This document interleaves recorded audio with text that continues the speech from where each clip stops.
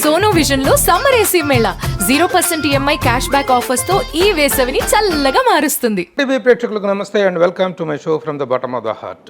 జీవితం నడిపించినట్లుగా మనం నడుస్తామా, మనం నడిపించినట్లుగా జీవితం అనేటువంటి మౌల్డ్ అవుతుంది అనేటువంటిది వాళ్ళ వ్యక్తిగత అనుభవాలను బట్టి ఉంటుంది తప్ప ఒక నిర్దిష్టమైనటువంటి ప్రస్థానం అనేటువంటిది ఎవరికి ఉండదు. ఒక అసిస్టెంట్ డైరెక్టర్గా కెరీర్ స్టార్ట్ చేసి తర్వాత దర్శకుడిగా ఎదిగి నటుడుగా మారి చిత్రకారుడిగా ఎంతో గొప్ప పేరు తీసుకొని చిత్ర పరిశ్రమలు అందరికీ సుపరిచితమైనటువంటి ఆల్రౌండర్ దేవి ప్రసాద్ మనతో ఉన్నారు. Devi Prasad, welcome. How are you భయ్యా? Super have been watching you since 30 years. అవును, 30 సంవత్సరాల పరిచయం ఉంది. మన పరిచయం అయిపోయి 30 సంవత్సరాలు, 30 ఏళ్ళుగా we know each other. Assistant డైరెక్టర్గా ఉన్న రోజుల్లో కోటి రామకృష్ణ గారి దగ్గర అసిస్టెంట్ డైరెక్టర్గా చేసినప్పటి నుంచి ఆల్రౌండర్ అనమాట తను. ప్రముఖుల యొక్క చిత్రపటాలను చిత్రీకరించి తను ఇచ్చేటువంటి వ్యాఖ్యానాలు చూస్తే నిజంగా ఎంత గొప్పగా, ఎంత ఇన్డెప్త్గా ఉంటాయంటే ఆల్రౌండ్ ప్రతిభతో 5 ఏళ్ళుగా నటుడుగా కూడా ఈ రోజున మంచి గుర్తింపు పొందినట్టు దేవి ప్రసాద్ ప్రస్థానం గురించి మనం తెలుసుకుందాం. First native place of. ఇంకోటి ఏంటంటే ఇప్పుడు మీ ఊరు మాచర్ల, మా అమ్మమ్మ గారి ఊరు. Okay okay. మీ మేనమామ నేను క్లోజ్ ఫ్రెండ్స్. వాడు కేబిఎం ప్రసాద్ గారు. వాడు కాబట్టి నేను మామయ్య అని కూడా పిలవచ్చు, మామ అని కూడా ఏజ్ పెరిగిపోద్ది. కానీ నేటివ్ వచ్చి గుంటూరు జిల్లా చెరుకుపల్లి, కనగాల అని. కనగాల మన రేపల దగ్గర, గుంటూరు జిల్లా రేపల దగ్గర కనగాల. చెరుకుపల్లి కనగాల పక్కనే. తర్వాత అక్కడి నుంచి ఫ్యామిలీ తెనాల్లో సెటిల్ అయిన ఫ్యామిలీ అనమాట. సినిమా రంగ ప్రవేశం అది కదా మెయిన్. సినిమా రంగ ప్రవేశం యాక్చువల్గా స్టడీస్ అంతా నేను, మా నాన్నగారు ఫార్మసిస్ట్, ట్రాన్స్ఫర్స్ అవుతూ ఉంటాయి కదా, గవర్నమెంట్ జాబ్. Government job. అలాగా 1st to 5th మాచర్లో చదివాను నేను. RCM elementary school, Nagarjuna Kalamandir ఎదురుగా ఉంటుంది. High school Sattenapalli, Sarabhayya high school. College Bapatla arts college. అట్లా చదువుకున్నాను అనమాట. అక్కడి నుంచి సినిమా ఇండస్ట్రీకి ఎలా అసలు ఆ ఇంట్రెస్ట్ మొదటి నుంచి ఎలా ఉంది? అది జనరేట్ అయిన ఇంట్రెస్ట్ అంటే చిన్నప్పటి నుంచే సినిమా పిచ్చి ఉంది బాగా. అంటే 5వ తరగతి అవి చదివేటప్పుడే మాచర్లలోనే సినిమాకి అప్పుడు పెద్దవాళ్ళు తీసుకెళ్తారు కదా. ఏ ఇయర్లో మాచర్లో ఉన్న రోజు? 73 వరకు, 74 వరకు ఉన్నట్టున్నాం. అవి చిన్నప్పటి నుంచే సినిమా పిచ్చి బాగా ఉండేది, బాగా ఇష్టం సినిమా. చిన్నప్పుడు అంటే 4వ తరగతి 5వ తరగతి చదివేటప్పుడు మా అన్నయ్య నేను ట్యూషన్కి వెళ్ళేవాళ్ళం. సినిమా పోస్టర్స్ కొత్త మారినప్పుడు వేస్తారు కదా, అక్కడ నిలబడిపోయేవాడిని. నిలబడిపోతే మా అన్నయ్య గొడవ చేసేవాడు, రా రా రా అని. నేను వెళ్ళేవాడిని కాదు, అలాగే నుంచొని ఉండేవాడిని. మా అన్నయ్య వెళ్ళిపోతే తర్వాత మా మామయ్య వచ్చి మొత్తం వెతుక్కుంటూ వచ్చి తీసుకొని వెళ్ళేవాడు అనమాట. అట్లా మా బాబాయ్ గారు ఒక ఆయన పుల్లారావు గారని, ఆయన ఇప్పుడు లేరు. యాక్చువల్గా ఆయన లేకపోతే నేను సినిమా ఇండస్ట్రీలోకి ఎంట్రీ నాకు చాలా కష్టమయ్యేది. అంటే సినిమాల్లోకి రావాలనేది విపరీతమైన కోరిక చిన్నప్పటి నుంచి ఉంది. ఆయన సినిమా ఫీల్డ్లో పుల్లయ్య గారి దగ్గర నుంచి కోదండరావు రెడ్డి గారి వరకు ఆయన కో డైరెక్టర్గా వర్క్ చేసేవారు. ఆయన ఊరు వచ్చినప్పుడు అన్ని ఆ సినిమా విశేషాలు చెప్పడం అవన్నీ చాలా ఇంట్రెస్టింగ్ ఉండేవి. ఆయనే నన్ను కోడి రామకృష్ణ గారి దగ్గర పెట్టారు, డైరెక్షన్ డిపార్ట్మెంట్. ఏది ఫస్ట్ సినిమా కోడి రామకృష్ణ గారి? ఇంటర్మీడియట్ అయిపోయిన తర్వాత మెడ్రాస్ ఆయన దగ్గరికి వెళ్ళినప్పుడు అసలు సినిమా అనేది షూటింగ్లోకి ఎంటర్ అయింది విషకన్య అని ఒక సినిమా. రవితేజ గారు అని ఆయన డైరెక్టర్. ఆయనకి ఫస్ట్ పిక్చర్ కాట్రగడ్డ రవితేజ గారు. ఆయన బాబాయ్కి ఆయన క్లోజ్ ఫ్రెండ్ అవడం వల్ల అడిగాను అనమాట, అసలు ఎలా ఉంటుంది చూద్దామని. దానికి ఒక 20 days 25 days షూటింగ్కి వెళ్ళేవాడిని. అప్పుడు నాకు ఎందుకో ఇది మనకి సెట్ అవ్వదు అనేది అనిపించింది. ఆ ప్రపంచంలో ఇమడలేకపోవడం అంటే ఆ ఏజ్కి స్కూల్లో కాలేజీలో మనమే హీరోలాగా తిరిగేవాళ్ళం. అక్కడ నేను స్టూడెంట్ లీడర్, స్కూల్ స్టేజ్ నుంచి కూడా, కాలేజీలో కూడా నేను స్టూడెంట్ లీడరు. ఇక్కడ మొత్తం వేరేలాగా ఉంటుంది కదా, దాంతో వెళ్ళిపోయి మళ్ళీ కాలేజీకి వెళ్ళిపోయాను. కాలేజీకి వెళ్ళిపోయిన తర్వాత కూడా మళ్ళీ దురద మొదలైంది ఇచ్చింది అని చెప్పి అప్పుడు కోడి రామకృష్ణ గారి దగ్గర మళ్ళీ నేను వస్తాను, జాయిన్ అవుతాను అని ఆయన్ని పోరు పెడితే అప్పుడు కోడి రామకృష్ణ గారి దగ్గర పెట్టారు. అది యాక్చువల్గా ఒక పిక్చర్ సగంలో ఉంది, చల్లని రామయ్య చక్కని సీతమ్మ అని సినిమా. మురళీమోహన్ గారు, రాజశేఖర్ గారు యాక్ట్ చేశారు. అందులో మధ్యలో జాయిన్ అయ్యాను.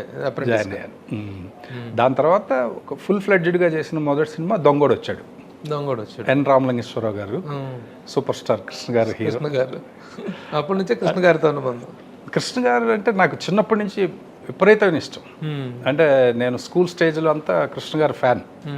కాలేజీకి వచ్చిన తర్వాత ఇంకా చిరంజీవి గారి సినిమాలు, బాలకృష్ణ గారి సినిమాలు అవి విపరీతంగా చూసేవాడిని. అంటే అప్పుడు చిరంజీవి గారి డ్యాన్సులు అవన్నీ పిచ్చెక్కిపోయేది అనమాట. కాలేజీ కొట్టడం, సినిమాలకు వెళ్ళడం. ఒక్కొక్క సినిమా 4-5 సార్లు చూసేవాళ్ళం. ఇప్పుడు సంఘర్షణ, అభిలాష, ఖైదీ ఇలాంటి సినిమాలని చివరి పాట అయిపోయిన తర్వాత మళ్ళీ కాలేజీకి వెళ్ళిపోయేవాళ్ళం. ఆ బుక్స్ తీసుకుని ఇంటికి వెళ్ళేవాళ్ళం కాలేజీ నుంచి వెళ్తున్నట్టుగా. అలా కాలేజీ డుమ్మా కొట్టడం, సినిమాలు చూడటం. ఎంత డిగ్రీ పూర్తి చేసావు? డిగ్రీ ఎక్కడ, సెకండ్ ఇయర్ అయిపోయింది, ఫైనల్ ఇయర్లో జంపు. ఇంక అక్కడ దాకా కూడా ఆగలేదు. అంటే యాక్చువల్గా అప్పుడు మాకు కాలేజీలో అంతా కొంచెం ఒక గొడవలు అలాగే జరిగినాయి. నేను కాలేజ్ సెక్రటరీ, నేను జనరల్ సెక్రటరీ. ఏది? Bapatla arts college. అప్పుడు ఎన్టీ రామారావు గారు సీఎం. కాలేజీ లీడర్గా రామారావు గారిని కూడా కలిసాం మేము, ఆయన సీఎంగా. గుంటూరు వెళ్ళి కాలేజీ ఒక 3 నెలలు మూతపడిపోయిందండి గొడవల కారణంగా. అప్పుడు ఎక్కువ కేసులు అవి విపరీతంగా పెట్టేశారు. నీ మీద కేసులు? నా మీద చాలా కేసులు పెట్టారు. అంటే యాక్చువల్గా నేను గొడవలకి వెళ్ళే నేచరే కాదు నాది అసలు. కానీ అప్పుడు అలాగా జరిగిపోయింది అనమాట. ఎందుకంటే ఇండస్ట్రీలో చూస్తున్న ఇన్ని సంవత్సరాలుగా ఎక్కడ ఇంత కాంట్రవర్సీ కానీ ఎక్కడ నీ మీద నెగిటివ్ కామెంట్. అప్పుడు కూడా అంతే, నన్ను చాలా ఎక్స్ట్రాడినరీ మెజారిటీతో గెలిపించారు నన్ను. అంటే 4 కంటెస్ట్ చేస్తే మిగతా ఎవరికి డిపాజిట్లు కూడా లేని అంత మెజారిటీ ఇచ్చారు. దాంతో ఏదో స్టూడెంట్స్ ఏదో చేసేయాలి అనేది ఉంటుంది కదా అప్పుడు.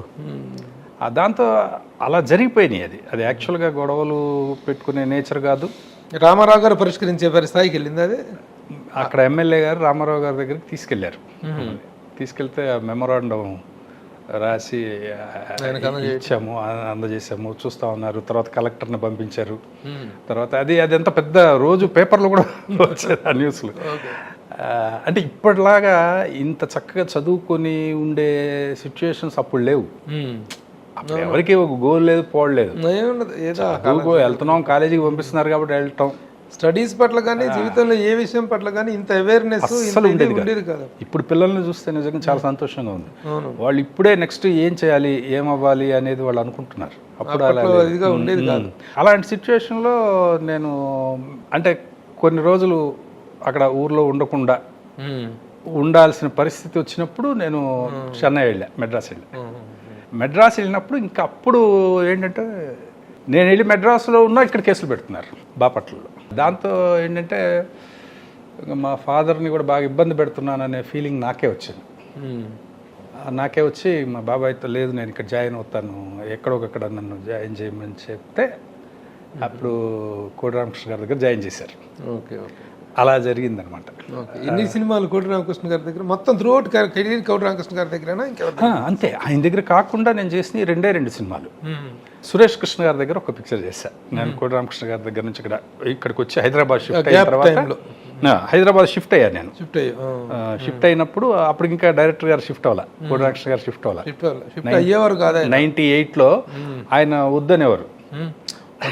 ఆయనకి నాకు ఎంత యుద్ధం జరిగేది కోడి రామకృష్ణ గారికి నాకు. అవును, హైదరాబాద్ షిఫ్టింగ్ విషయంలో ఆయన పెద్ద వ్యతిరేకి. అవును, ఇండస్ట్రీ. నేనేమో వీటి మీద విపరీతంగా ఆర్టికల్స్ రాస్తుండేవాడిని. హైదరాబాద్ షిఫ్టింగ్ గురించి ప్రెస్ మీట్స్ లో తగాదాలు పెట్టుకునే వాళ్ళం, గొడవలు పడేవాళ్ళం. తెలుసు నన్ను అప్పటి నుంచే ఆయన మిరపకాయ అంటుండేవాడు. అవును, యాక్చువల్గా ఏంటంటే అప్పుడు నేను షిఫ్ట్ అయింది ఎందుకు అంటే డైరెక్టర్ అవ్వాలి. అప్పటికి ఎన్ని సినిమాలు అయిపోయినాయి కోడి రామకృష్ణ గారు? చాలా, 20 పైన అయి ఉంటాయి.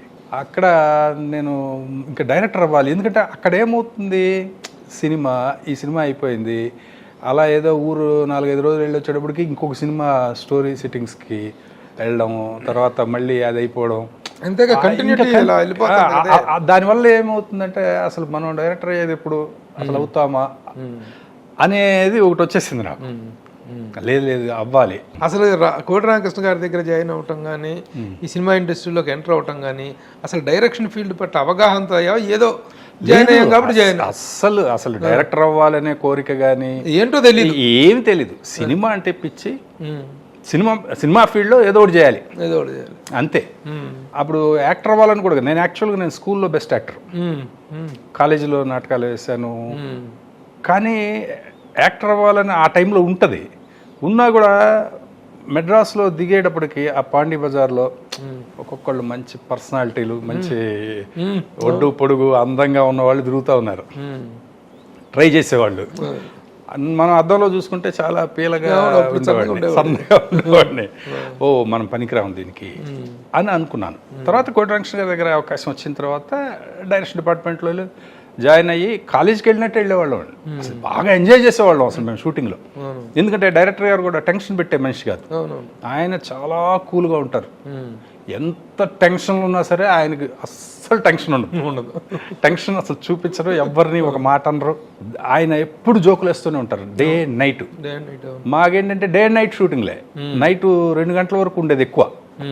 మార్నింగ్ మొదలు పెడితే 2 గంటల వరకు షూటింగే రోజు. అలా ఒక 4 years వరకు కూడా నేను డైరెక్టర్ అవ్వాలి అనే కోరిక కూడా లేదు నిజంగా చెప్పాలంటే. కానీ మెల్లమెల్లగా వచ్చింది ఆయన ఇది చూసి, ఆయన కమాండ్, ఆయన రైటింగ్ కమాండ్, యాక్టింగ్ మీద ఆయనకున్న కమాండ్, ఒక షార్ట్ టేకింగ్ మీద ఉన్న కమాండ్, అవి చూసి నాకు మతిపోయేదనమాట. అలా అలా అలా అలా అలా ఇంకా లేదు, మనం డైరెక్టర్ అవ్వాలి అనుకున్నాను. అలా ఒక 5 ఏళ్ళు అలా వెళ్తుంటే అర్థమైంది ఏంటంటే, అసలు మనం ఏదో ఒకటి బయటకు వెళ్ళి ఏదైనా ట్రై చేస్తే కదా డైరెక్షన్ వస్తుంది అనేది అనిపించింది. ఎందుకంటే ఆయన అందరూ కూడా పర్మనెంట్ ప్రొడ్యూసర్స్. మళ్ళీ డైరెక్టర్ గారితోనే సినిమా తీస్తారు వాళ్ళు, అంతే. శ్యాంప్రసాద్ రెడ్డి కానీ అందరూ అంతే. ఇక ఇప్పుడు మనం ఎప్పుడు డైరెక్టర్ అవ్వాలి, ఎలా అవ్వాలి అనేది మొత్తం కన్ఫ్యూజన్. ఎవరు చూసినా హీరోలు అందరూ భలే ఎంకరేజ్ చేసేవాళ్ళు. జగపతి బాబు గారు కానీ, వినోద్ కుమార్ కానీ, వీళ్ళందరూ నువ్వు డైరెక్టర్ అయిపోవా, నువ్వు బ్రహ్మాండమైన డైరెక్టర్ అవుతావా అని చెప్తా ఉండేవాళ్ళు అందరూ. మన అశోక్ కుమార్ గారు అయితే అసలు నేను వెళ్ళిన 4 yearsకే నెక్స్ట్ డైరెక్టర్ నువ్వే అని చెప్పి, ఆయన అయితే అసలు ఆయనకి కొంచెం జాతకాలు ఇవన్నీ బాగా ఎక్కువ. వాళ్ళ గురువు గారు ఎవరో ఉంటే అవుట్డోర్ షూటింగ్లో ఉన్నాం మేము వైజాగ్లో అనుకుంటా. గురువు గారు చెప్పండి నా నెక్స్ట్ డైరెక్టర్ ఈయన అని, తన పేరు అవి ఇవి, ఎప్పుడు పుట్టావు, ఏంటి అన్ని టైమింగ్స్ ఇమ్మన్నారు అర్ధరాత్రి. నాకేమో అవన్నీ ఏమి తెలియదు, ఏ రోజు పుట్టాము ఏంటి డేట్ అవి తెలుసు తప్పితే. మీ నాన్నగారికి కాల్ చేయి అని చెప్పి ఆ జాతకాలు చూపించి అంతా జరిగింది అనమాట. అప్పుడు అట్లా వాళ్ళందరూ చాలా ఎంకరేజ్ చేసేవారు. హీరో శ్రీకాంత్ కానీ, జగపతి బాబు గారు అసలు ఇంకా నువ్వు ఇప్పుడు చేస్తావా రెడీ అనేవాడు ఆయన. అప్పుడు ఇంకా కోరిక కలిగిందండి బాగా. ఇంతమంది అంటున్నారంటే ఏమో ఒక మినిమం డైరెక్టర్ అవుతానేమో అనే ఫీలింగ్ వచ్చింది. అలా హైదరాబాద్ షిఫ్ట్ అయ్యాను. హైదరాబాద్ షిఫ్ట్ అయినప్పుడు అప్పుడు పోసాని కృష్ణమురళి ద్వారా సురేష్ కృష్ణ గారి దగ్గర జాయిన్ అయ్యాయి. అంటే అప్పుడు కొంచెం మరి వెంటనే ఫైనాన్షియల్గా కావాలి కదా అని ఆహా అనే సినిమా చేశాను. మన నాగార్జున గారు ప్రొడ్యూసర్, ఆ పిక్చర్ చేశాను. ఆ పిక్చర్ అప్పుడు కూడా సురేష్ కృష్ణ గారు అయితే ఎంత ఎంకరేజ్ చేసేవారో చెప్పలేడు. బ్రహ్మాండమైన డైరెక్టర్ అవుతావు అనేవారు ఆయన, అంత పెద్ద లెజెండరీ డైరెక్టర్ ఆయన. దాని తర్వాత ఒక్క సినిమా నువ్వు వస్తావని అనే పిక్చరు మా కొలీగ్ అనమాట ప్రతాప్ గారు అని, నాకు సీనియర్ కోటరామకృష్ణ గారు, తన ఫస్ట్ డైరెక్షన్. నువ్వు ఉంటే నాకు బాగుంటుంది, నాకు నేను యాక్చువల్గా ఆహాతోటి ఇంకా ఆపేద్దాం అనుకున్నాను. ఇంకా ఆయన అడగటం నువ్వు ఉంటే నాకు హెల్ప్ అవుద్ది అని అనడంతో ఆ పిక్చర్ ఒకటి చేశాను. నువ్వు వస్తావని లాస్ట్ సినిమా లాస్ట్. ఇక దర్శకుడుగా తొలి ప్రయత్నాలు ఎలా సఫలీకృతమైనవి? యాక్చువల్గా నేను అస్సలు ప్రయత్నం చేసిందే లేదు, ఎప్పుడు ప్రయత్నం చేయాలి. అప్పుడు చేద్దాం అనుకున్నాను కానీ ఎవరికి చెప్పాలో ఎవరి దగ్గరికి వెళ్ళాలో ఏమీ తెలియదు. అలాగే పోసాని కృష్ణమురళి కూడా భలే ఎంకరేజ్ చేసేవాడు నన్ను. ఆహా సినిమాకి పెట్టింది తనే, తను కూడా అనేవాడు నువ్వు డైరెక్టర్ అయిపోవాలయ్యా, నువ్వు బ్రహ్మాండమైన డైరెక్టర్ అవుతావు అనేవాడు ఆయన, తను కూడా. అప్పుడు శ్రీహరి ఒకరోజు ప్రసాద్ ల్యాబ్లో కనిపించి, అప్పటికి తను 3 or 4 సినిమాలు హీరోగా చేశాడు. పోలీసు, దేవా. యాక్చువల్గా ఫస్ట్ నన్ను సాంబయ్య సినిమాకే నన్ను అడిగారు, బెల్లంకొండ సురేష్ గారు ప్రొడ్యూసరు, దానికే అడిగారు. మళ్ళీ ఏమైందో అది మధ్యలో అది జరగలేదు. అంతకుముందు ఏంటంటే మళ్ళీ ఒకసారి ప్రసాద్ ల్యాబ్లో కనిపించినప్పుడు శ్రీహరి అడిగాడు. శ్రీహరి మనకి చిన్న కోటరామకృష్ణ గారి సినిమాల దగ్గర నుంచి చేసేవాడు బాగా కదా. అది కదా. అప్పటి నుంచి మెడ్రాస్ నుంచే నేను తను అక్కడ రూమ్ తీసుకుని ఉన్నప్పుడు తన రూమ్కి నేను వెళ్ళేవాడిని, మా రూమ్కి తను వచ్చేవాడు. అలాగా ఉన్నప్పుడు తను ఒక రోజు అడిగాడు, దేవి నువ్వు పెద్ద హీరోలతోనే సినిమా చేస్తావా లేకపోతే ఇప్పుడు నాలాంటి వాడితో చేస్తావా? అప్పుడు 3-4 సినిమాలు చేశాడు. అవును హీరోగా. అవును చేస్తావా అని అడిగాడు. అదేంటి భయ అలా అన్నావు? నా సినిమాలో ఎవరు హీరో అయితే ఆ హీరోనే నాకు మెగాస్టార్ అన్నా. అవునా అన్నాడు. దాని తర్వాత ఒకరోజు ఫోన్ చేసి నానకరామ్గూడలో సినిమా ఓపెనింగ్ ఉంది, నువ్వు రా తప్పకుండా రా అని పిలిచాను. వెళ్ళాను, విష్ చేశాను. మామూలుగా వచ్చేస్తుంటే ప్రెస్ మీట్ జరుగుతోంది. శ్రీహరి గారు రమ్మంటున్నారని చెప్పి తీసుకెళ్లి ప్రెస్ మీట్లో కూర్చోబెట్టారు. నెక్స్ట్ నా డైరెక్టర్ దేవి అని చెప్పి అప్పుడు మీరందరూ అని అనౌన్స్ చేశాడు. ఆ కథ ఏంటో తెలియదు, ఏమిటో తెలియదు, ప్రొడ్యూసర్ ఎవరో తెలియదు, ఏమీ తెలియదు. అంతకుముందు ప్రసాద్ ల్యాబ్లో ఇది ఒక్కటే అడిగాడు, చిన్న డిస్కషన్ జరిగింది. దాని తర్వాత అంతే. అలాగా ఆ సినిమా జయకృష్ణ గారు ప్రొడ్యూసర్గా అది స్టార్ట్ అయింది. తర్వాత పోసాని కృష్ణమురళి కథ మాటలు అది దాసన్న అని వచ్చింది. అది ఏమైందంటే అది ఇంకొక 15 రోజులు 14 రోజులు షూటింగ్ బ్యాలెన్స్ ఉందనగా ఆగిపోయింది. వాళ్ళిద్దరికి చిన్న క్లాష్లు వచ్చినాయి, జయకృష్ణ గారికి శ్రీహరికి. యాక్చువల్గా ఇద్దరు చాలా మంచి వాళ్ళు, బంగారాలు, ఇద్దరు బంగారాలు.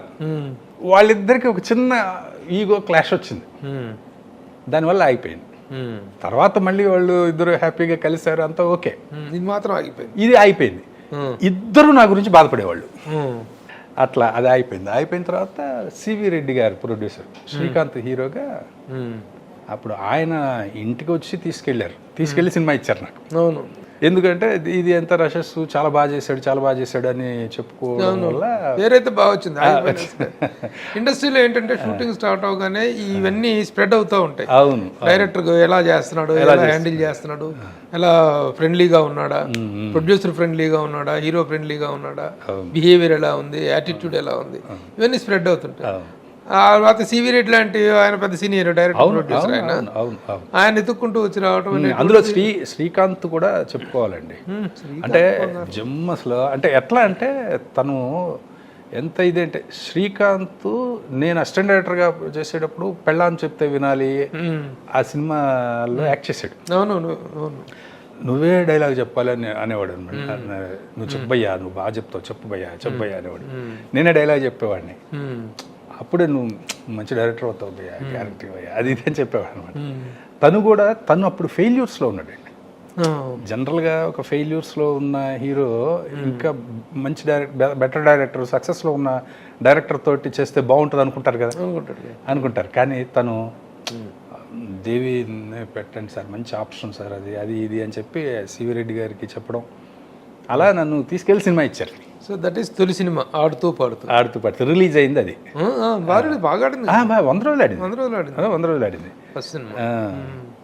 అట్లా సునీల్ షూటింగ్ కూడా వచ్చాను. అవును ఫిలిం సిటీలో. అవును ఎక్కువ భాగం అక్కడే జరిగింది. అవును, ఎక్కువ భాగం అక్కడ జరిగింది. 100 డేస్ ఫిల్మ్, 100 డేస్ ఆడింది. ఫస్ట్ సినిమా 100 డేస్ పోస్టర్ కూడా చూసాం. తర్వాత ఏంటి జర్నీ? లీలామహల్ సెంటర్. అది కూడా 100 డేస్ ఆడింది. 100 డేస్. వండర్ఫుల్ క్రైమ్ థ్రిల్లర్ అది. అవును, లీలామహల్ సెంటర్. అవును, బాగా ఆడింది. అది బాగా ఆడింది. బాగా అందరూ అంటే అస్సలు ఎక్స్పెక్ట్ చేయని సినిమా ఇంత ఆడిందని నాకు డిస్ట్రిబ్యూటర్లు ఫోన్లు చేసేవాళ్ళు. అది అసలు భలే ఆనందం కలిగించేది అనమాట. నాకు ఆడుతూ పడుతప్పుడు డిస్ట్రిబ్యూటర్లు ఫోన్ చేశారు, బాబా రూపాయికి రూపాయి వచ్చిందని చెప్పేవాళ్ళు. సేమ్ లీలామాల సెంటర్కి చెప్పేవారు. అసలు బ్లేడ్ బాబ్జీ అప్పుడైతే అసలు అందరూ డిస్ట్రిబ్యూటర్లు ఫోన్ చేశారండి. అందరు డిస్ట్రిబ్యూటర్లు ఫోన్ చేసి వరుసగా 2 బ్లేడ్ బాబ్జీ కూడా 100 డేస్. మూడో సినిమా, నాలుగో సినిమా. అది మధ్యలో ఒకటి పోయింది, పాండు కొట్టింది దెబ్బ. పాండు ఎవరు హీరో? జగపతి బాబు గారు, స్నేహ, ఎంఎల్ కుమార్ చౌదరి గారు. అది దెబ్బ కొట్టింది. మళ్ళీ బ్లేడ్ బాబ్జీ మళ్ళీ 100 రోజులు ఆడింది. మరి 300 రోజుల సినిమాలు పెట్టుకున్న తర్వాత ఎందుకు కెరీర్లో అనుకున్నంత ఊపు రాకపోవటం? యాక్చువల్గా దానికి కారణం నేనే, వేరే ఎవరు కాదు. ఇండస్ట్రీ నిజంగా చాలా అవకాశాలకు దారి చూపించింది నాకు. నేను అందిపుచ్చుకోలేకపోయా, నేను చేయలేకపోయా. దీనికి కారణం ఏంటి? కారణం అంటే నాకు కొంచెం ఫ్రీడమ్ అనేది కావాలి అని ఎప్పుడు ఉండేది డైరెక్టర్గా. అంటే ఒక అపోహ ఉండేదన్నమాట.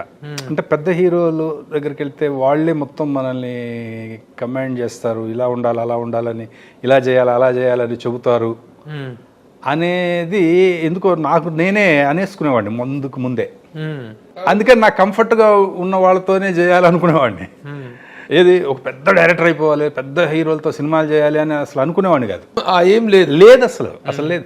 అవకాశాలు వచ్చినాయి. చెప్పు, ఎవరెవరిని రిజెక్ట్ చేసావు? ఎవరెవరితో వచ్చిన అవకాశాలు? మోహన్ బాబు గారి ఒకసారి ఏది ఆ సినిమా, అప్పుడు మన సినిమా ఏదో తర్వాత తీశారు కూడా అది మన గౌతమ్ రాజు గారు కాల్ చేసి, ఎడిటర్ గౌతమ్ రాజు గారు పెట్టించారు. తర్వాత శేషు గారు కూడా వచ్చారు. ఆయన అప్పుడు మోహన్ బాబు గారు డేట్లు చూసాం, బ్రహ్మానందం గారు ఆయన కూడా వచ్చి చేయాలి అది ఇది అని అడిగారు. గౌతమ్ రాజు గారు అయితే 2-3 సార్లు ఫోన్ చేసి మీరు చేస్తే బాగుంటుంది అని చెప్పి, అంటే నాకు ఆల్రెడీ ఏం చెప్పారంటే ఆల్రెడీ మొత్తం స్క్రిప్ట్ రెడీగా ఉంది, నువ్వు వచ్చి డైరెక్ట్ చేయడమే అన్నారు. నాకేంటంటే పర్చూర్ బ్రదర్స్ చేశారు, అది పొలిటికల్ రోడీ అనేది తీసినట్టున్నారు. పొలిటికల్ రోడీ ఆ సినిమాకి అడిగారు. అడిగితే అది నేనేంటంటే మా పర్చూర్ బ్రదర్స్ పెద్ద రైటర్స్, ఇప్పుడు వాళ్ళు వెళ్ళి నేనేంటంటే నేను ఓన్ చేసుకోకుండా, నేను రాసుకోకుండా తీలేను. అదొక ప్రాబ్లము ఉండింది. మా గురువు గారి దగ్గర నుంచి వచ్చిందో ఏంటో తెలియదు. రైటర్ రాసింది ఉన్నప్పటికీ కూడా దాన్ని నేను మళ్ళీ రీరైట్ చేసుకుంటాను. రీరైట్ చేసుకుంటే నేను చేయగలను. అక్కడికి వెళ్తే మరి పెద్ద రైటర్స్ వాళ్ళన్నీ మార్చేస్తే బాగోదేమో, మళ్ళీ మోహన్ బాబు గారుకి నచ్చదేమో, ఎందుకు వచ్చిందని చెప్పి తప్పించుకున్నారు. అలాగే మోహన్ బాబు గారిది 2-3 సార్లు పాండవులు మీద అప్పుడు కూడా అడిగారు ఆ సినిమా చేయమని. కోన వెంకట గారు తర్వాత బాలకృష్ణ గారు పిక్చరు, బాలకృష్ణ గారు అడ్వాన్స్ కూడా ఇచ్చారు నాకు, అడ్వాన్స్ కూడా ఇచ్చారు. అది తర్వాత అది నేను వదిలిపెట్టలేదండి. అదే తర్వాత ఇంకా ప్రొడ్యూసరు వదిలేశారు. ఏది మిస్టర్ పెళ్ళికొడుకు ఫ్లాప్ తర్వాత, మిస్టర్ పెళ్ళికొడుకు ఫ్లాప్ అయిన తర్వాత మరి దాని కారణం అంటే మన సూపర్ గుడ్ ఫిలిమ్స్, సునీల్ హీరోగా ఆ సినిమా సూపర్ గుడ్ వాళ్ళది. ఆ సినిమా ఆడలేదండి. ఆ సినిమా టైం అప్పుడే నాకు అడ్వాన్స్ కూడా ఇచ్చారు. నేను వద్దన్నా కూడా ఇప్పుడు వద్దండి, నేను అడ్వాన్సులు తీసుకోవడానికి కూడా భయపడేవాడిని. ఎందుకంటే ఫస్ట్ పిక్చర్ అప్పుడే ఒక చిన్న అడ్వాన్స్ తీసుకున్నా, ఒకళ్ళు ఇచ్చారని. దానికోసం చాలా చిత్రహింస అనుభవించాను నేను. అది సినిమా తీరు మాదే నెక్స్ట్ అంటారు, మీరు ఎవరికి కమిట్ అవ్వకూడదు అంటారు, అర్ధరాత్రి ఫోన్ చేస్తారు, ఎప్పుడు ఫోన్ చేసినా లిఫ్ట్ చేయాలి. ఏంట్రా నాయన ఈ గొడవ ఏంట్రా అని చెప్పి, పోనీ నేను రిటర్న్ ఇచ్చేస్తానండి అడ్వాన్స్, మీరు తీసుకోండి అంటే తీసుకోరు, నన్ను వేరే సినిమా చేయనివ్వరు. ఇట్లా ఒక టార్చర్ అనుభవించాను. ఆ భయంతో అడ్వాన్సులు తీసుకునేవాడిని కాదు ఎవరి దగ్గర. ఇప్పుడు యాక్చువల్గా మీకు మిస్టర్ పెళ్లి కొడుకు చేసే టైంకి 5 ప్రొడ్యూసర్స్ అడుగుతున్నారు సినిమాలు చేయమని. 5 ప్రొడ్యూసర్స్. అందులో ఒకళ్ళు అయితే మీరు అడ్వాన్స్ తీసుకోండి 1 year తర్వాత చేసినా నాకు ఓకే అన్నారు. తీసుకోలే, లేదండి చేస్తాను కానీ వద్దండి అని చెప్పి అట్లా మిస్ అయినాయి. అంటే నేను చెప్తున్నాను అది ఎవరి తప్పు కాదు, వాళ్ళ తప్పు అనేది ఎవరి తప్పు కాదు, అది కరెక్ట్గా ఏంటంటే నా తప్పే. నా తప్పే అనేది నాకు ఇప్పుడు తెలుసు. ఇప్పుడు మొత్తం ఎన్ని సినిమాలు అయినాయి? ఇప్పుడు 7 సినిమాలు నేను డైరెక్ట్ చేశాను. బ్లేడ్ బాబ్జీ తర్వాత ఇది ఫస్ట్ శ్రీహరి సినిమా, తర్వాత రిలీజ్ అయింది. అది మొత్తం షూటింగ్ చేయలే. ఇప్పుడు అది ఎలా, ఇప్పుడు 1, 2, 3 సీన్లు చేసాం, 4, 5 చేయలే, 6, 7, 8, 9, 10, 11, 12, 13 వరకు చేసాం. మళ్ళీ 14 సీన్ చేయలే, మళ్ళీ 15, 16, 10 అట్లా చేస్తాం కదా. అంటే ఒక షెడ్యూల్ మొత్తం బ్యాలెన్స్ ఉండిపోయింది. అది రఘువరన్ విలన్ సినిమాలో. ఆ టైం గ్యాప్లో రఘువరన్ చనిపోయాడు, మల్లికార్జునరావు గారు చనిపోయాడు, ఆర్టిస్టులే లేరు కొంతమంది. ఇలా ఉన్నప్పుడు మీనా హీరోయిన్, తనకి ఏదో మ్యారేజ్ అయిపోయినట్టు ఏదో ఇట్లాంటి సిచ్యువేషన్స్ అన్నీ అలా వచ్చినాయి. ఇప్పుడు ఏదో రకంగా చేసి దీన్ని బయటికి పంపించాలన్నారు. ఎలా చేస్తాం అసలు?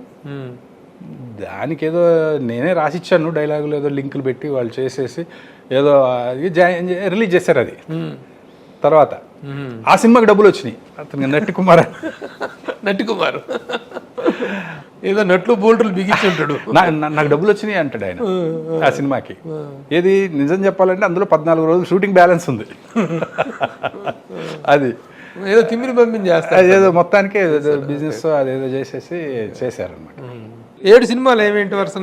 ఇది దాసన్న, ఆడుతూ పాడుతూ, లీలా మహల్ సెంటర్, పాండు, బ్లేడ్ బాబ్జీ, కెవ్వు కేక, మిస్టర్ పెళ్లి కొడుకు. 7 సినిమాల తర్వాత డైరెక్టర్గా ఏం లేనట్టేనా దేవి? లేదు, 100% చేస్తాను. చేస్తావు? 100% చేస్తాను. చూడండి, వెరీ గుడ్. రెడీ అవుతున్నాయా ప్రణాళిక? అదే. మరి ఈ మధ్యలో నటుడు అనేటువంటి ఒక పెద్ద డైవర్షన్ అనేటువంటిది వచ్చింది. నటుడుగా చాలా చాలా బిజీ అయిపోయారు. అది యాక్చువల్గా ఏంటంటే అండి, అది ఫస్ట్ యాక్టర్గా నీది నాది ఒకే కథ అనే పిక్చరు అడిగారు. దాని ముందు కూడా ఒక నేపథ్యం జరిగింది, చెప్తాం మీకు. ఒక ప్రొడ్యూసరు మళ్ళీ అల్లరి నరేష్తోనే సినిమా చేయాలి అని చెప్పి మేము అనుకున్నాము. ఆ ప్రొడ్యూసర్ ఒక సూపర్ హిట్ తీసిన ప్రొడ్యూసర్ ఆయన. సినిమా చేద్దాం అనుకున్నాం. సినిమా పేరు బ్లేడ్ బాబ్జీతో కత్తెర Kalyani. Blade Babji super hit కాబట్టి బ్లేడ్ బాబ్జీ సీక్వెల్ కాదు కానీ, కథ పరంగా సీక్వెల్ కాదు కానీ ఆ క్యారెక్టర్లు ఉంటాయి ఇందులో. అట్లా కథ అనుకుని ఇది చెప్పాను. నాకు అసలు కథ కదా ఏం అక్కర్లేదండి, ఏం నాకు చెప్పాల్సిన పని లేదు, మీరంటే అలా కాదండి, మీరు వినాలి, మీకు తెలియాలి కదా అని చెప్తే ఆ ప్రొడ్యూసరు పక్కన ఒక 4 ఎవరో ఉన్నారు అతని ఫ్రెండ్స్. కథ చెప్పాను, అది కూడా ఫుల్ కామెడీ. చెప్పినప్పుడు విపరీతంగా ఎంజాయ్ చేశారు. అయిపోయింది. తర్వాత 2 రోజుల తర్వాత ఒక నైట్ 11:40 ఆ టైం అవుతున్నప్పుడు కాల్ చేశాడు ఆయన. ఫుల్ లోడ్లో ఉన్నారంతా, ఒక 10 మంది, గ్లాసులు సౌండ్లు వస్తూ ఉన్నాయి. ఏమండే మొన్న భలే నవ్విచ్చారండి, ఇప్పుడు నేను బండి పంపిస్తాను ఒకసారి రండి అన్నాడు. దేనికండి అన్నాను. ఏం లేదండి, నాకు చెప్పడం రావట్లేదు, మా ఫ్రెండ్స్ అందరూ ఉన్నారు, సరదాగా కాసేపు నవ్వించండి వచ్చి కథ చెప్పి. అబ్బా మేము ఏం నవ్వామండి ఆ రోజు, మీరు వచ్చి కూర్చొని కాసేపు నవ్వించండి, చెప్తా బండి పంపిస్తా అన్నాడు. నేను ఎందుకు నవ్వించాలి మిమ్మల్ని అన్నా. మీ ఫ్రెండ్స్ అందరు మందు కొడతా ఉంటే నేను వచ్చి నవ్వించాలా? ఎందుకు అన్నా. నేను ఆ టైప్ కాదు, నేను రాను అని ఫోన్ పెట్టేశా. నెక్స్ట్ డే మధ్యవర్తి ఒక అతను ఉంటే అతనికి చెప్పా, ఎన్ని కోట్లు ఇచ్చినా కూడా నేను చేయను ఆ సినిమా, అసలు నేను చేయనని చెప్పేసా. అలాగదండి, మాట్లాడడం రాదు ఆయనకి అని. అసలు సినిమానే స్టార్ట్ అవ్వకముందే మాట్లాడడం రాకపోతే నేను అతనితో 6 నెలలు 7 నెలలు కాపురం చేయాలి. నేను ఎక్కడ చేస్తాను, నా వల్ల కాదు, నేను చేయనండి, ఏమనుకోవద్దని చెప్పేసి అయిపోయింది. అది ఆ మూడ్లో ఉన్నా నేను. ఒక 3-4 రోజుల నుంచి ఈ ఫ్రస్ట్రేషన్లో ఉన్నప్పుడు ఈ సినిమాలో, మా సినిమాలో మీరు యాక్ట్ చేయాలని అడిగారు. ఇది నీది నాది ఒకే కదా అని. కథలు వేరే. అప్పుడు కూడా నేను వద్దులే అనుకున్నాను. నేను సినాప్సిస్ పంపిస్తాను, మీరు చూడండి, మీకు నచ్చితే చేయండి అని వేణు ఉడుగుల డైరెక్టర్. వేణు ఉడుగుల పంపిస్తే అసలు అందులో ఇదేంటి ఫాదర్ క్యారెక్టర్ అన్నారు, ఇది కూడా హీరోలా ఉంది అని అన్నా నేను. ఫాదరు సన్ను ఇద్దరు హీరోలాగా ఉంది, కథంతా లవ్ స్టోరీ కాదు అంటే, నా లవ్ స్టోరీ కాదండి, నా సినిమాలో 2 హీరోలు, ఫాదర్ అండ్ సన్ 2 హీరోలే, మీరు హీరోనే నాకు అని అన్నాడు. ఎన్ని రోజులు కావాలి అంటే, ఒక 23 days 24 days సరిపోతాయండి అన్నాడు. నేను అప్పుడు ఏమనుకున్నానంటే, ముందు అసలు ఈ మూడ్లోంచి బయటికి రావచ్చు కదా, బాగుంది క్యారెక్టర్ చాలా బాగుంది అని చేసాను. చేసేసిన తర్వాత అది విచిత్రంగా చాలా మంచి పేరు వచ్చింది. అసలు రివ్యూస్ అన్నీ చాలా బాగా రాశారు, సినిమా గురించి నా గురించి చాలా బాగా రాశారు. అసలు నేను ఎక్స్పెక్ట్ చేయలేదండి. ఒక 250 ఫోన్లు వచ్చి ఉంటాయి. ఒక్కొక్కళ్ళు అయితే మా ఫాదర్ని చూసినట్టే ఉందండి, మీరు మా ఫాదర్ ఇలాగే బిహేవ్ చేస్తాడండి అని ఇలా మాట్లాడుతున్నారు. సరే అయిపోయిన తర్వాత కరెక్ట్గా ఒక 1 week 10 days గ్యాప్లో వరుసగా ఫోన్లు వస్తున్నాయండి. మన దాంట్లో ఒక క్యారెక్టర్ ఉందండి, మన దాంట్లో ఒక క్యారెక్టర్ ఉందండి అని అడగటం మొదలుపెట్టారు. నేనేమనుకున్నానంటే, ఇప్పుడు కనుక మనం కంటిన్యూ చేస్తే ఇక డైరెక్షన్ పక్కకి వెళ్ళిపోతుంది. అప్పటికి నాకు వేరే ప్రొడ్యూసర్స్ వచ్చారు, వేరే ప్రొడ్యూసర్స్ సినిమా చేద్దామని అంటున్నారు. ఇప్పుడు నేను వెళ్ళి యాక్టింగ్ అని వెళ్తూ ఉంటే అది డైల్యూట్ అయిపోయి వాళ్ళు ఇదవుతారు కదా. అంటే ఇతనంతా డైరెక్షన్ అంటే అన్ని మనం ఇక్కడ కూర్చుంటే ఇతనేంటి యాక్టింగ్ అని వెళ్ళిపోతున్నాడు అని అనుకుంటారేమో అని చెప్పి నేను వచ్చినవన్నీ లేదండి, నేను ఇప్పుడు చేయట్లేదండి, తర్వాత ఎప్పుడైనా చేస్తానండి, నేను డైరెక్షనే చేయాలనుకుంటున్నాను అని చెప్పేవాడిని. అప్పుడు గురువు గారు ఉన్నాడు, కోటి రామకృష్ణ గారు, ఆయన ఒకరోజు పిలిచి ఆయన ఆ సినిమా చూశారు, నీది నాది ఒకే కథ సినిమా చూశారు. షో ఉన్నప్పుడు పిలిస్తే ఆయనకి రావడం కుదరలేదు. తర్వాత చూశారు సినిమా, చూసి ఫోన్ చేసి 45 మినిట్స్ మాట్లాడారు ఆయన. నువ్వు బాగా చేస్తావని నేను అనుకున్నాను కానీ ఇంత బాగా చేస్తావు అనుకోలేదు, ఎక్సలెంట్గా చేస్తావు నువ్వు, అది ఇది అని చాలా చెప్పారు ఆయన. అంత ప్రతి సీను అనలైజ్ చేసి మాట్లాడారు. ఆ సీన్లో ఇలా చేస్తావు, డైలాగ్ లేకుండా ఎక్స్ప్రెషన్ అంత సస్టైన్ చేయడం చాలా కష్టం, క్లైమాక్స్ ఇవన్నీ చెప్పారు. ఆ తర్వాత పిలిచారనమాట, ఎవరు చెప్పారో మరి తెలియదు. నువ్వెందుకు సినిమాలు వస్తుంటే వద్దంటున్నావు అంట, అది కాదు సార్ డైరెక్షన్ పోద్ది, ఇంకా డైరెక్షన్ అనేది మళ్ళీ డైల్యూట్ అయిపోద్ది అది ఇది అంటే, ఒకటి గుర్తుపెట్టుకో, సినిమా ఇండస్ట్రీలో ఏది చేతికి అంతే అది పట్టుకోవాలి, అది పట్టుకోవాలి. నేను యాక్టర్ అవుదాం అనుకున్నా ఫస్ట్ అసలు, కానీ నాకు ఇందులో కుదిరింది కాబట్టి నేను డైరెక్షన్ వదలకుండా చేశాను. పైగా నీ గురించి నాకు తెలుసు, నువ్వే చెప్పావు మిస్టర్ పెళ్ళికొడుకు అప్పుడు 5 ప్రొడ్యూసర్లు అడుగుతున్నారండి, సినిమా రిలీజ్ అయిన తర్వాత ఒక్కళ్ళు కూడా కనపడలేదండి అని అన్నావు కదా నువ్వు. పోనీ నువ్వు వెళ్ళిపోయి నువ్వు దాన్ని సెట్ చేసుకునే టైప్ కాదు నువ్వు, మరి ఇంటికి వచ్చిన అవకాశాన్నేమో వద్దంటున్నావు. అది కరెక్ట్ కాదు. నువ్వు అప్డేట్ అవుతూ ఉంటే నీకు 80 ఏళ్ల వయసు వచ్చినా నువ్వు డైరెక్షన్ చేయొచ్చు, కానీ నీకు ఇప్పుడు వచ్చే క్యారెక్టర్స్ తర్వాత రావు. పైగా నీకేంటంటే ఇప్పుడు అడుగుతున్నారంటే ఏంటి, నీ అవసరం, నీ ఆ క్యారెక్టర్ నువ్వైతే బాగా చేస్తావు అనే కదా అడుగుతున్నారు వాళ్ళు. పోనీ నువ్వు వెళ్ళి అడగట్లేదు కదా ఎవరిని, అందుకని వచ్చింది పట్టుకోవాలి అన్నారు. అన్నీ ఆలోచించాను. ఓ పక్కన ఫినాన్షియల్గా కూడా మనకి కొంచెం అప్పుడు కొంచెం డ్రాగ్ అవుతుంది ఆ సినిమా. అమ్మా కరెక్టే అని చెప్పి ఇప్పుడు అందరికీ చెప్పానుగా ఆల్రెడీ, లేదండి చేయట్లేదు, ఇంకెవరు అడగరేమో అనుకున్నాను. కరెక్ట్గా ఒక 2 డేస్లో ఒక ఫోన్ వచ్చింది. సరే క్యారెక్టర్ అంతా చెప్పారు, బాగుంది అది ఇది అని, సరే అండి చేస్తానని చెప్పాది. ఆ తర్వాత కరెక్ట్గా 2 రోజుల్లో మన కథానాయకుడు ఎన్టీఆర్ కథానాయకుడు, అందులో గుమ్మడి గారి క్యారెక్టర్ చేయాలని అడిగారు. ఇంకా అట్లా వరుసగా వస్తున్నాయి. వైజాగ్ వెళ్ళా షూటింగ్కి, గీతం కాలేజ్ అనుకుంటా, ఆ కాలేజ్ ఆ రోడ్ల మీద షూటింగ్ జరుగుతుంది. స్టూడెంట్స్ వస్తూ ఉన్నారు, ఒక 10 మంది వచ్చారు, సెల్ఫీలు దిగారు నాతో. సెల్ఫీలు దిగి అసలు ఎంత బాగా చేశారు సార్, అసలు మేము మీ ఫ్యాన్ అయిపోయామండి అంటున్నారు. ఎంత 20-21 ఇయర్స్ పిల్లలు, అమ్మాయిలు అబ్బాయిలు. ఇంకో 10 మంది వచ్చారు, ఇంకో 10 మంది. అలా సెల్ఫీలు దిగుతూనే ఉన్నారు. అప్పుడు అనుకున్నాను, అమ్మా వదిలిపెట్టకుండా ఉండడం మంచిది అయిందంటే. అంత నేను ఎక్స్పెక్ట్ చేయలే అసలు, యాక్చువల్గా అంత వస్తుంది అనేది ఎక్స్పెక్ట్ చేయలే. ఎక్స్పెక్ట్ చేయకపోవడం వల్ల నేను అసలు ఫస్ట్లో వాళ్ళు వస్తుంటే అసలు నన్నే అనుకుంటున్నారా వీళ్ళు, అట్లా కాదు. ఈ సందర్భంలో ఒకటి చెప్పాలి, మా గురువు గారు దాసరి నారాయణరావు గారు, దాసరి నారాయణరావు గారి శిష్యుడు గౌరీ రామకృష్ణ, గౌరీ రామకృష్ణ గారి శిష్యుడు దేవి ప్రసాద్. వాళ్ళిద్దరిని మనం ఆదర్శం తీసుకుంటే నటిస్తూ ఎన్ని సినిమాలు చేశారు, డైరెక్షన్ చేశారు. అటు ఆయన కానీ ఇటు ఈయన కానీ. అలాంటప్పుడు నటనా దీన్ని జోడు కుర్రాల ద్వారా నడిపించగల సత్తా ఉన్న పర్సనాలిటీని, ఇది ఉన్న టాలెంట్. లేదు చేస్తాను, ఖచ్చితంగా చేస్తాను. నాకు అదే అసలు దానికోసం దీని వదల అవసరం, దీనికోసం అవసరం లేదు. దేని షెడ్యూలింగ్ దానిదే. కరెక్ట్. పెద్ద సినిమాలు చేస్తూ కూడా అవతల మామగారు సినిమా చేశారు, ఒకవైపు పేపర్ నిర్వహించే వాళ్ళు ఇన్ని రకాలు చేస్తూ కూడాను చేశారండి. సో ఆ టాలెంట్ ఉన్నవాడు కాబట్టి ఇక ఈ ఆలోచనలు మానుకోమని చెప్పి ఒక ఫ్రెండ్ గా సలహా. లేదు మానుకున్నాను, ఇప్పుడు మానుకున్నాను. ఇక ఏదొస్తే అది గ్రిప్ చేసుకొని తీసుకుని వెళ్ళిపోయేటువంటి ఖచ్చితంగా చేస్తాను. ఇప్పటికి ఎన్ని సినిమాలు అయినా యాక్టర్గా నేను చేసింది ఇప్పటికి 56వ సినిమా చేస్తున్నా ఇప్పుడు. అంటే 56వ సినిమా చేస్తున్నాను. అందులో ఒక 36 సినిమాలు ఎంతో రిలీజ్ అయినాయి. రిలీజ్ అయిన సినిమాలు 36. నేను చేసినవి మాత్రం 54, 56. నిన్న రిలీజ్ అయినటువంటి అహింసలో కూడా అంత ఫుల్ ప్లెడ్జ్డ్ క్యారెక్టర్. అవునవును, స్పేస్ ఉంది దాంట్లో, అన్ని మంచివే చేశాను.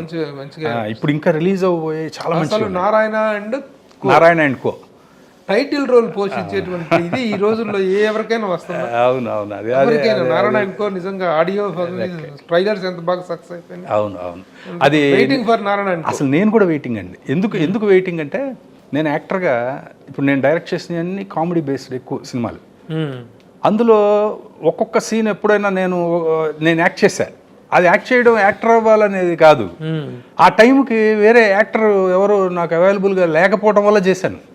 బట్ నేను ఈ మామూలుగా ప్రొఫెషనల్గా యాక్టర్ అయిన తర్వాత అస్సలు కామెడీ క్యారెక్టర్ ఎవరు ఇవ్వలేదు నాకు. అన్ని సీరియస్ లేదు, ఒక విలని, ఒక సాఫ్ట్ విలను అవి చేశాను. చాలా రవితేజ సినిమాలో క్రాక్ లో అవును కోల్డ్ బ్లడెడ్ విలని, అవును అలాంటివి ఇచ్చారు కానీ కామెడీ ఎవరు ఇవ్వలేదు నాకు. అప్పుడు చిన్న అని డైరెక్టర్ తను వచ్చాడు. తను వచ్చి కథ చెప్పాడు, లైన్ చెప్పాడు. అసలు టైటిల్ రోలు నన్ను అనుకుంటున్నారు ఎలాగా, అసలు అన్ని సీరియస్ కదా నేను చేస్తున్నాను, ఇంత కామెడీ ఎలాగా నన్ను ఎక్స్పెక్ట్ చేశారు అని అడిగా. నేను ఎలా మైండ్లోకి వచ్చాను, జనరల్గా రాదు కదా సినిమా ఇండస్ట్రీలో, ఎలాంటివి వేస్తే అవే వస్తాయి.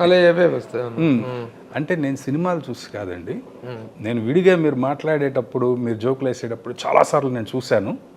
మన వీరశంకర్ దగ్గర అసిస్టెంట్గా చేసాడు తను. అప్పుడు ఆ మాట్లాడేటప్పుడు చూసేవాడట. ఆ చూస్తూ ఆ కథ అనుకున్నప్పుడే నేను ఇంకా రెండో వాళ్ళ పేరు అనుకోలేదండి, మిమ్మల్ని అనుకున్నాను నేను అన్నాడు. అది ఒక family crime comedy. Young hero Sudhakar Kommakula, నా వైఫ్ అమన్ గారు. అంత మంచి కాస్టింగ్ ఉంది సినిమాలో. అందరూ సప్తగిరి వీళ్ళందరూ ఉన్నారు, అలీరేజా వీళ్ళందరూ ఉన్నారు. మంచి కాస్టింగ్, ఫుల్ లెంగ్త్ కామెడీ. ఈ సందర్భంగా ఒక విషయం చెప్పాలి ప్రేక్షకులకి, నవ్వించటం గురించి. నా లైఫ్లో ఒక పొట్ట చెక్కలైపోయి కింద పడి దొల్లి పడిపోతా ఉన్నంత నవ్వి భయపడ్డా నిజంగా, నాకేమన్నా అవుతుందేమని చెప్పేసి. ఒక ఆఫీసులో కలిసాం మేము, ఒక సినిమా ఆఫీసు ఓపెనింగ్లో సరదాగా కలిసాము. ఆ ఓపెనింగ్ కార్యక్రమం అయిపోయిన తర్వాత సరదాగా కూర్చొని ముచ్చట్లు ఆడుకుందంటే కృష్ణ గారిని ఇమిటేట్ చేశారు, చిరంజీవి గారిని ఇమిటేట్ చేశారు, తను కోడి రామకృష్ణ గారిని ఇమిటేట్ చేశారు. ఇంత గొప్ప మిమిక్రీ ఆర్టిస్ట్ ఇతనిలో ఉన్నాడనేటువంటిది నేను షాక్ అయిపోయాను ఆ రోజు. నిజంగా తేరుకోలేదు. అంటే మిమిక్రీ కాదు, అది మిమిక్రీ కాదు, వాళ్ళతో ఉన్న అనుబంధంలో అట్లా. కానీ కృష్ణ గారిని ఎప్పుడు ఇమిటేట్ చేసినా మిమిక్రీ ఆర్టిస్ట్ వాళ్ళతో చేసే పద్ధతి, సినిమా డైలాగులు అవి చెప్తుంటావు. బాబా నేను కింద పడి దొల్లి అట్లా తను ఏంటంటే కూడా ఆ ఇదిని ఎంజాయ్ చేసి అని తను ఇచ్చాడు. అది నేను కూడా చూస్తున్నాను. అంటే ఇంకొక యాంగిల్ వస్తుంది కదా నాకు కూడా అని. నాకు అన్ని రకాల క్యారెక్టర్లు చేయాలని ఇష్టం ఉంది, చేయగలనని నమ్మకం ఉంది. కానీ అన్ని రకాలైన క్యారెక్టర్లు రావాలి కదా, అవకాశం రావాలి కదా. అవకాశం వస్తే చేయొచ్చు. ఇప్పుడు ఒక 3 సినిమాల్లో నేను విలన్గా చేశాను. విలన్ అంటే సినిమా చివరికి వచ్చేటప్పటికి విలను, అలా అంటే కోల్డ్ బ్లడెడ్ అలాంటి చేశాను. వాటన్నిటి రిలీజ్ కోసం నేను కూడా వెయిటింగ్ అనమాట. అంటే ఒక కొత్తగా అనిపిస్తుందేమో. దర్శకుడిగా you're a wonderful successful director, రచయితగా యూఆర్ వెరీ గుడ్ రైటర్. అంటే బుక్స్ రూపంలో రాపినప్పటికీ కూడాను దేవి ప్రసాద్ రాసేటువంటి కొటేషన్స్ కానీ, ఒక్కొక్క ఆర్టిస్ట్ గురించి రాసేటువంటి వర్డ్స్ ఆఫ్ అప్రిషియేషన్స్ కానీ అద్భుతంగా ఉంటాయి. ఒక జర్నలిస్ట్ ఎన్నో సందర్భాల్లో అభినందిస్తూ రాసిన. అంటే చిరంజీవి గారి మీద రాసినటువంటిది ఇది నేను చిరంజీవి గారికి ఫార్వర్డ్ చేశాను. ఫార్వర్డ్ చేస్తే చిరంజీవి గారు ఎంత మెచ్చుకున్నారు. ఎవరి దేవి ప్రభు ఒకసారి కలవాలి మనం అని చెప్పి చిరంజీవి గారు. అంటే ఆయన గొప్పతనం చూడండి, వాయిస్ మెసేజ్ పెట్టారు. ఆ వాయిస్ మెసేజ్ నేను చూసుకోలేదు. వాయిస్ మెసేజ్ అప్పుడు ఫోన్ చేసి ఇంకా చూడలేదా అంటే నాకు తెలియదు, అప్పుడు చూసాను నేను. అవును అసలు ఎంత గొప్ప విషయం అండి. అంటే వాళ్ళు సినిమా ఇండస్ట్రీలో మాత్రం అండి నేర్చుకున్నోడికి నేర్చుకున్నంత. నేను అది ఇప్పుడు మా గురుగారు ఉన్నాడండి, కోడి రామకృష్ణ గారు. ఎంత నేర్చుకోవచ్చు అంటే ఇప్పుడున్న మైండ్ సెట్ అప్పుడే మనకు ఉండుంటే ఇంకెంత నేర్చుకునేవాడిని అనే ఫీలింగ్ వస్తుంది నాకు. అంటే అలాగే దాసరి గారు, గురుగారు, గొప్ప వాళ్ళ లక్షణాలు ఎట్లా ఉంటాయంటేనండి, ఒక సందర్భంలో డైరెక్టర్స్ అసోసియేషన్ ఎలక్షన్స్ విషయంలో మేము వేరే వాళ్ళకి ఇన్ఫ్లుయెన్స్ అయ్యి దాసరి గారు చెప్పిన మాట మేము వినలేదండి. నేను వీరశంకరు మేము వినలేదు. వినకుండా ఆయనకి ఎగనిస్ట్గా వేరే పెట్టి గెలిపించడం చేసాం. జనరల్గా ఎలా ఉంటుంది అంత పెద్ద ఆయనకి వీడు బచ్చాగాళ్ళు వీళ్ళు ఇలా చేశారా అనే కోపం ఉండాలిగా, కోపం కసి ఉంటుంది కదా. తర్వాత ఆయన ఒక పిక్చర్ చేశారు, యంగ్ ఇండియానో ఏదో సినిమా, దానికి రవీంద్ర భారతిలో ఏదో ఫంక్షన్ చేశారు, అది ఆడియో ఫంక్షన్ అలాంటిది ఏదో. దానికి ప్రత్యేకంగా దానికి పిలిచారండి, మమ్మల్ని పిలిచారు, అసోసియేషన్ పిలిచారు. పిలిస్తే వెళ్ళాం. అసలు ఆయన అంటే ఇప్పుడు ఎలా రిసీవ్ చేసుకుంటారు ఎలాగా అనే ఇదిలో ఉంటాం కదా మనం. ఇప్పుడు మహాశిఖరం అయితే మనం గులకరాయి కూడా కాదు, వెళ్తే ఎలా రిసీవ్ చేసుకుంటారు, అసలు ఎంత అద్భుతంగా రిసీవ్ చేసుకొని అసలు అలా తల మీద చేసామా అది అనుకున్నప్పుడు అలా నిజంగా ఇప్పుడు నాకు బాధ అనిపిస్తుంది. అంత మహామనిషిని మనం అట్లా ఎగనెస్ట్కి వెళ్ళామే, ఆ ఒక్కటి చేయకుండా ఉంటే ఎంత బాగుండేది అని అనిపిస్తుంది అండి. అంటే వాళ్ళ దగ్గర నుంచి ఇప్పుడు నేర్చుకోవాల్సినవి ఎన్ని నేర్చుకోవాలి. తర్వాత ఆయన అభినందనలతో దేవి ప్రసాద్కి అని ఆయన విశ్వవిజేత బుక్ ఇచ్చారు నాకు. బుక్ చదివి ఆ బుక్ చదివితే చాలండి, ఒక వ్యక్తి ఒక జీవిత కాలంలో ఇంత పని చేయగలడా అని ఆశ్చర్యపోయేలాగా ఉంటుంది కదా అది. చిత్రకారుడుగా ఆర్టిస్ట్ అనేటువంటిది ఎలా అబ్బింది? ఈ బొమ్మ గీసావు అంటే అలా అచ్చు గుద్దినట్టు ఆ జీవకళ అలా ఉట్టిపడాల్సింది, ఎవరి బొమ్మ గీసినా అది ఎలా అంటే అది మీకు అలా అనిపిస్తుంది, కానీ చాలా లోపాలు ఉంటాయండి నా బొమ్మలో. నేను బొమ్మల్లో యాక్చువల్గా చెప్పాలంటే నాకు ప్రాక్టీస్ లేదు. చిత్రకారుడు ఒరిజినల్ గా చిత్రకారుడు నేను చిన్నప్పటి నుంచి అంటే అసలు అది స్టార్ట్ అయింది కూడా సినిమాల నుంచే. చెప్పాను కదా, కొత్త వాల్ పోస్టర్స్ వేసేవాళ్ళు మాచర్లలో. అలా వెళ్తూ పోస్టర్ దగ్గర ఇప్పుడు ఈశ్వర్ గారు, గంగాధర్ గారు వాళ్ళు పోస్టర్ మీద ఆ హీరోయిన్ బొమ్మలు పెయింటింగ్ వేసేవాళ్ళు, ఫోటోలు కాకుండా పెయింటింగ్స్ కూడా వచ్చాయి, హ్యాండ్ ఆర్ట్ ఉండేది. అది వింటే నాకు పిచ్చి వచ్చి ఈ నోట్బుక్ల్లో వెనక ఆ బొమ్మలు గీసేవాడిని. సినిమా బొమ్మలే అన్నీ అలాగే గీసేవాడిని. అట్లా మెల్లగా అలవాటైంది. అయితే ఇక్కడ గొప్ప ఏంటంటే మా నాన్నగారు ఎంకరేజ్ చేశారు. ఆయన తిట్ల మధ్యలో 17 సంవత్సరాలు బొమ్మలు గీలే అస్సలు.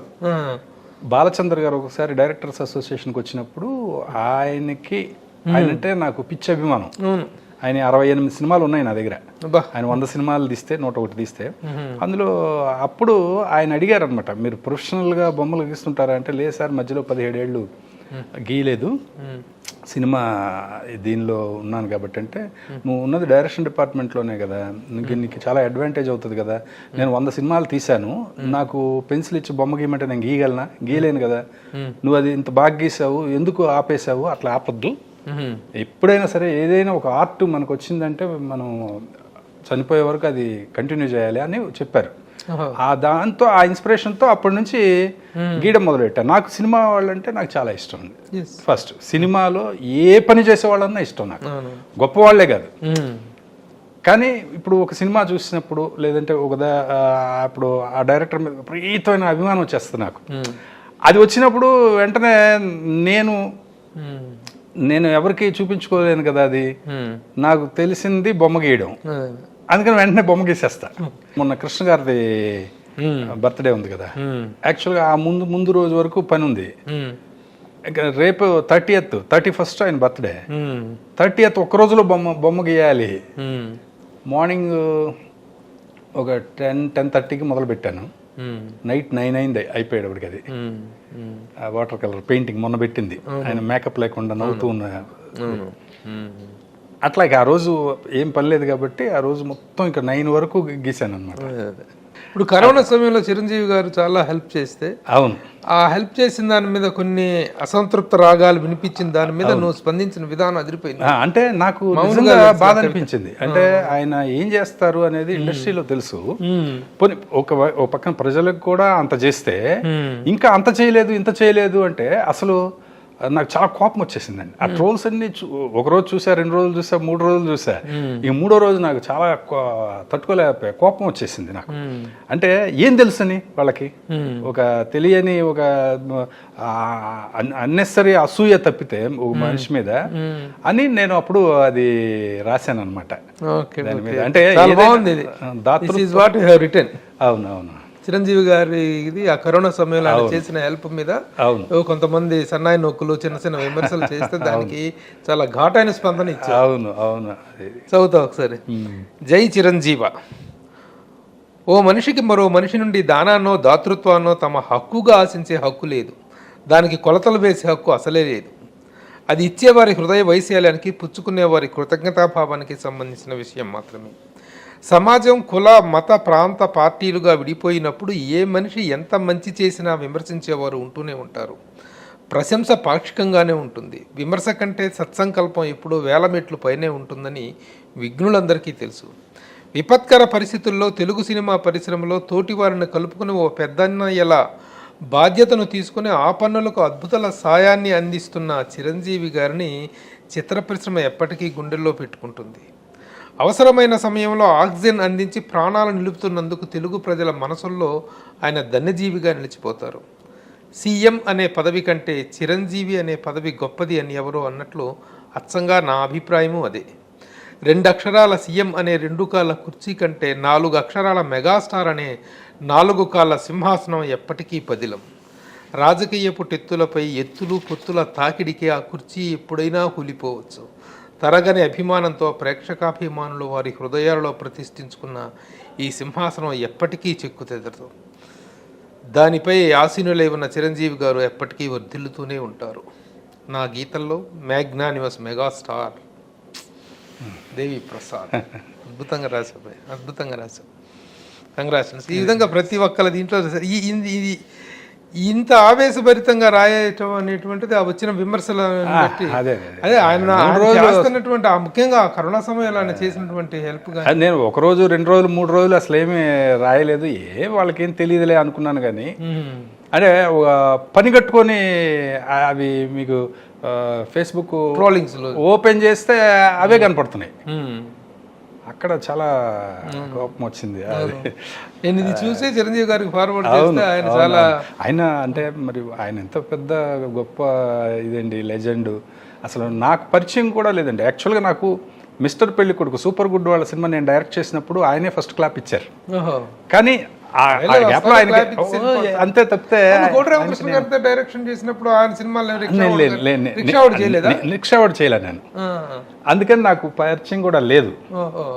ఆయన నాకు వాయిస్ మెసేజ్ పంపాల్సిన అవసరం లేదు నిజానికి కదా. ఎందుకంటే కోట్ల మంది అభిమానులు ఉంటారు, కోట్ల మంది అలాగే స్పందిస్తారు. బట్ అది వాళ్ళ గొప్పతనం అంతే. ఒకసారి కృష్ణ గారిని మిమిక్రీ చేస్తే అక్కడ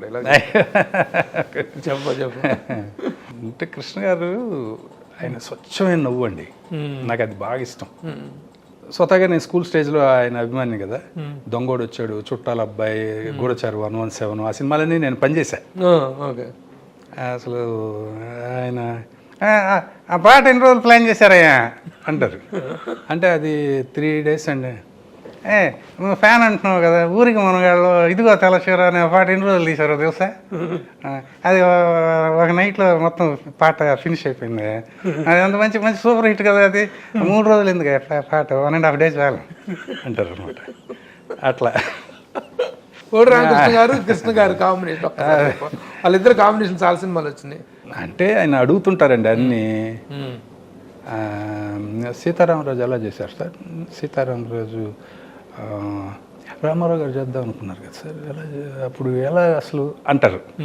అంటే కృష్ణ గారు చెప్తారు, యాక్చువల్గా అంటే మనం సీతారామరాజు పిక్చర్ నేను చిన్నప్పుడు బురిపాలెంలో ఉన్నప్పుడు ఆ తెనాలి వెళ్తుంటే రామారావు గారిది జయసింహ అనుకుంటాను, ఆ పిక్చర్ పాటల పుస్తకం మేము కొనుక్కునేవాళ్ళం అనమాట. ఆ పాటల పుస్తకం వెనక మా తదుపరి చిత్రం సీతారామరాజు అని ఉంది. అప్పటి నుంచి రామారావు గారు ఎప్పుడు చేస్తారు ఈ పిక్చర్ అని చూస్తూ ఉండేవాళ్ళం, కానీ ఆయన చేయలే. తర్వాత మనం దేవుడు చేసిన మనుషులు ఇదంతా చేసిన తర్వాత మహారాజి మనం చేద్దాం ఈ పిక్చరు, నేను స్క్రిప్ట్ బాగా రాస్తా అన్నాడు. అప్పుడు స్క్రిప్ట్ బాగా వచ్చింది.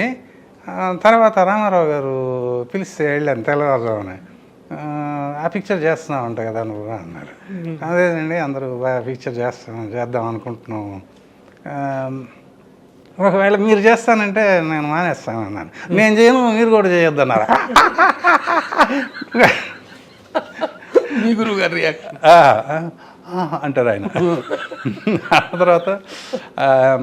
తర్వాత నేను అది వచ్చి అంటే అందులో కమర్షియాలిటీ లేదని ఆయన ఉద్దేశం, పెద్ద ఆయన ఉద్దేశం. ఆయన చేస్తే నేను చేసేవాడిని కాదు, అసలు మనకు ఆ థాట్ కూడా వచ్చేది కాదుగా. తర్వాత ఏంటంటే ఆయన ఆ తర్వాత ఇక మన వాళ్ళందరేమో మరి స్క్రిప్ట్ బాగా వచ్చింది, వద్దు చేసేద్దాం అన్నారు, చేసేసాం. ఆయనకి కోపం వచ్చింది, ఇది అనౌన్స్ చేసాం, దేవుడు చేసిన మనుషులు 100 days ఫంక్షన్ కూడా రాలేదు ఆయన. ఇవి నిజమైన రియల్ సంభాషణ, నిజమైన కృష్ణ గారి ఎక్స్ప్రెషన్స్. ఎందుకంటే ఇప్పుడు కృష్ణ గారితో మరి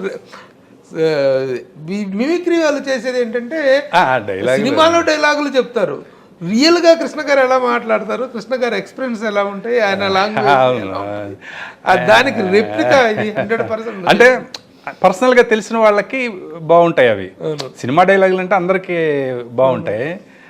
అలాగే ఒకసారి మా డైరెక్టర్ గారు అడిగారు, సార్ బ్రహ్మర్షి విశ్వామిత్ర మీరు చేస్తానన్నారు, స్టేట్మెంట్ వచ్చింది, ఇది ఏమైంది అని అన్నారు. అదే యాక్చువల్గా ఊరికి పెద్ద ఆయన చేశారు కదా, ఆయన అనౌన్స్ చేశారు, మనం కూడా ఊరికే ఒక పబ్లిసిటీగా ఏం చేద్దామని చెప్పి శివాజీ గారు చేశాడు తమిళ్లో బ్రహ్మర్షి విశ్వామిత్ర. అది ప్రింట్ తెప్పించుకొని చూసాం, చాలా అద్భుతంగా చేశారు ఆయన, శివాజీ గారు చాలా అద్భుతంగా చేశారు. ఊరికే స్టేట్మెంట్ ఇచ్చాం కానీ తర్వాత ఇప్పుడు పెద్ద ఆయన చేసిన తర్వాత మనల్ని ఎవరు చూస్తారు, మరి పెద్ద ఆయన అంత గొప్పగా చేసేస్తారు కదా, అందుకని మానేసాం అన్నమాట, అది చేయలే.